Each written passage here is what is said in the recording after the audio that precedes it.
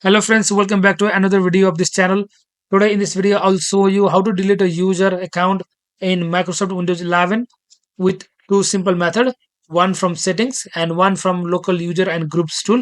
So without any delay, let's get started using first method, that is from settings. Let's go to settings, accounts, other user. Here I have a two account. I'll delete one account from settings and another account from local user and groups tool. So I will delete this account from here. So to delete account, remove next to account and data. Then it will prompt saying delete account and data, delete account and data. Then here my account is deleted and I have only one account remaining, which is admin2. This is how you delete an account from settings. And if you want to know how to delete from local user and groups tool, this is second method. Let's go and try that and delete this account from that method.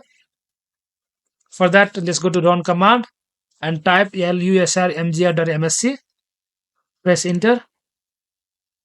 Then here, double click on users. You will see how many users you have right now. And I want to delete this account, which is admin2. Right click and delete. Press on yes. Then your account is deleted from here too. So now here the admin2 account is deleted. That means I don't have any account remaining. Let's go and refresh this one. See, the account is gone. So we have deleted one account from settings and one account from local user and group tool. I hope you find this video helpful. And if you have any issue, please let me know in the comment section. I'll definitely get back to you. If you like the video, please like, comment, and share the video with your friends and subscribe the channel too. I'll see you in another video. Thank you.